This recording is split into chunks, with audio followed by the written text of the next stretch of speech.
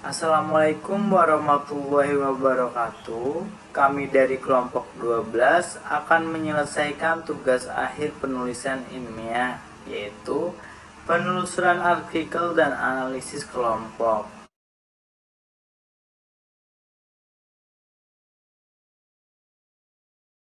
Kelompok kami beranggotakan 3 orang dengan saya sendiri, Ahmad Nafijay, dengan NIM 2210912210034, dan rekan saya yang lain yaitu Nora Aziza dengan NIM 2210912220012 dan Salsabila 2210912320011. Baiklah, materi yang pertama yaitu pengertian jurnal ilmiah.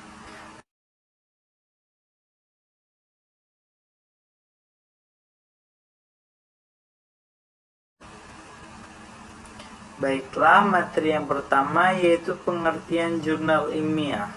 Jurnal ilmiah adalah sebuah publikasi yang diterbitkan suatu organisasi atau institusi akademik yang merupakan produk pemikiran ilmiah secara empiris atau artikel hasil penelitian maupun secara logis artikel hasil pemikiran dalam bidang ilmu. Peran serta fungsi jurnal ilmiah adalah sebagai sarana informasi antara para ilmuwan, penyebaran hasil penelitian, pengembangan budaya akademik, penukaran informasi untuk menghasilkan ide-ide baru akan ilmu pengetahuan dan teknologi.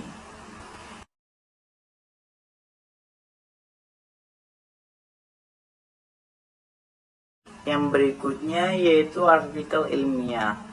Artikel ilmiah adalah tulisan yang berisi laporan sistematis mengenai hasil kajian atau hasil penelitian yang disajikan.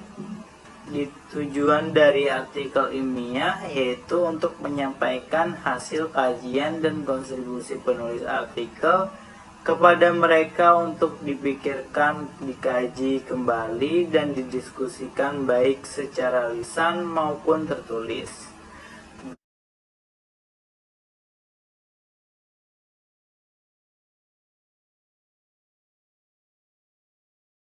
Berikutnya adalah batasan artikel jurnal dan artikel ilmiah, yaitu kita akan membahas seni surrealis secara lebih mendalam agar yang pertama, batasan masalah hendaknya sesuai kemampuan peneliti. Anda mudah mengenali prinsip utamanya dan membuat karya. Yang kedua, sesuaikan batasan masalah dengan data dan fakta yang diperoleh dari lapangan. Yang ketiga, teliti dulu semua pembatasan masalah yang akan ditentukan. Yang keempat, batasan masalah yang ditetapkan hendaknya memiliki daya tarik tersendiri bagi peneliti yang akan menikmati hasil peneliti tersebut. Yang kelima, batasan jurnal dan artikel dibuat agar pembahasan tidak serta karya seni mereka keluar dari masalah yang dibahas. Baiklah, materi selanjutnya akan disampaikan dengan teman saya.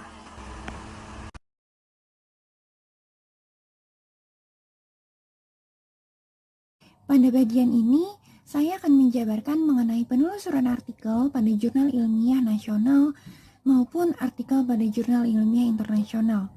Sumber referensi untuk mencari artikel pada jurnal ilmiah nasional sangatlah beragam, tetapi tak semua situs ataupun platform yang tersedia itu dapat kita gunakan dengan bebas. Beberapa contoh situs web yang dapat kita akses untuk mencari artikel jurnal ilmiah adalah sebagai berikut. Yang pertama ada Nasional Garuda, yang merupakan singkatan dari Garba Rujukan Digital. Situs ini adalah salah satu portal yang memuat referensi ilmiah Indonesia dan memberikan akses terhadap karya ilmiah yang dihasilkan oleh akademisi dan peneliti Indonesia. Garuda menyediakan lebih dari 1 juta artikel dan jurnal yang mencakup hampir dari 40 bidang ilmu, mulai dari ilmu pendidikan, ilmu sosial, sampai dengan ilmu astronomi. Aksesnya yang mudah dan gratis, portal ini tentunya sangat bermanfaat bagi masyarakat. terutama pelajar, akademisi, ilmuwan, maupun peneliti dalam mendorong lahirnya karya ilmiah yang semakin bermutu. Garuda dapat diakses tanpa harus login ataupun membuat akun baru. Yang kedua ada SINTA atau Science and Technology Index.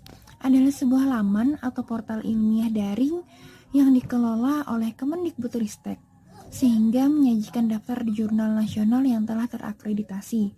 SINTA juga bisa diartikan sebagai sebuah database atau pusat data jurnal nasional terakreditasi.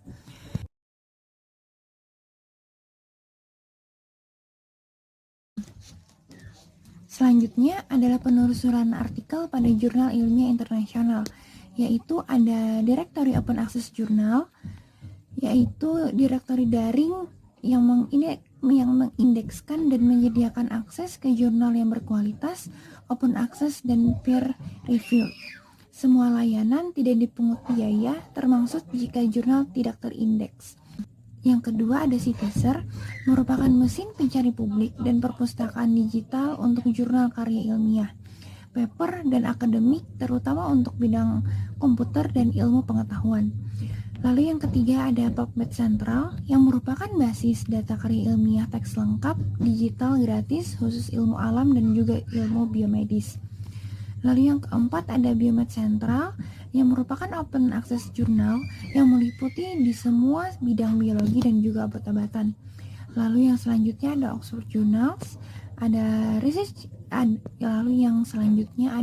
Oxford Journals, ada ResearchGate, dan juga Microsoft Academic.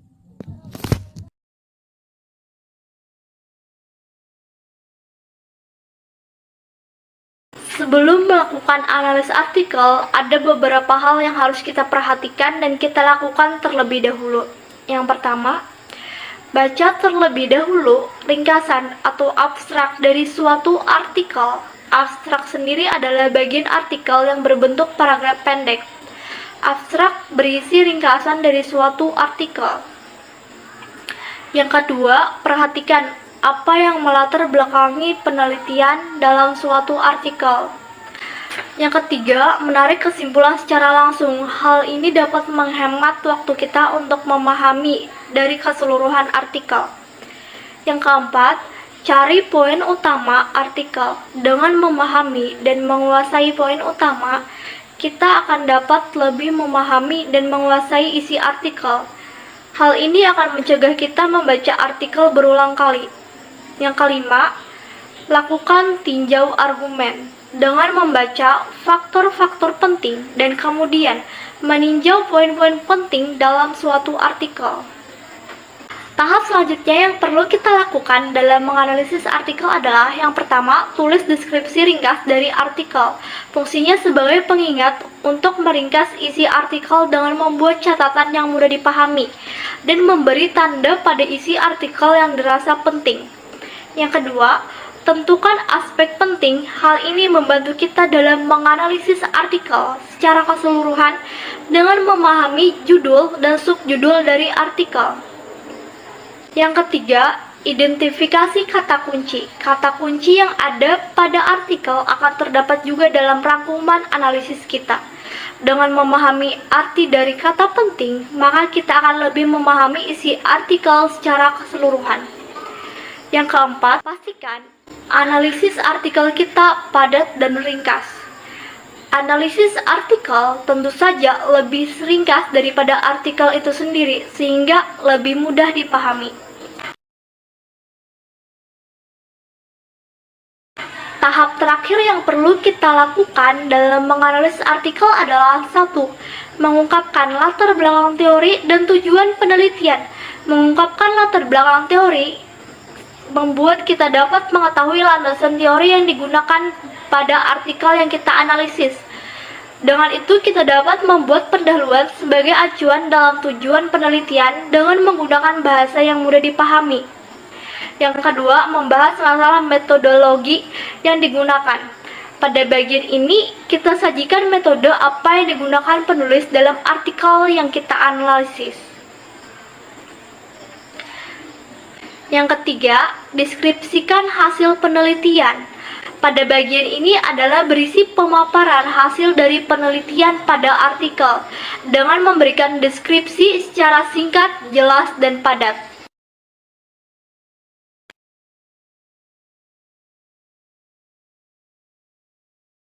Sekian presentasi dari kelompok kami. Apabila ada kesalahan dalam pemilihan kata dan juga kesalahan dalam penyampaian, saya memohon maaf yang sebesar-besarnya. Atas perhatiannya, saya ucapkan terima kasih. Wassalamualaikum warahmatullahi wabarakatuh.